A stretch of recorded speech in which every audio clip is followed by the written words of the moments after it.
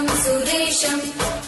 विश्वाधारं गगनसदृशं मेघवर्णं शुभांगं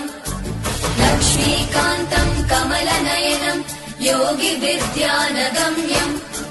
वन्दे विष्णुं भवभयहरं सर्वलोकैकनाथं शान्ताकारं भुजगशयनं पद्मनाभं सुरेशं विश्वाधारं गगनसदृशं मेघवर्णं शुभांगं लक्ष्मीकान्तं कमलनयनं योगिविद्यानगम्यं वन्दे विष्णुं भवभयहरं सर्वलोकैकनाथम् त्रैलोक्यपूजितः श्रीमान् सदा विजय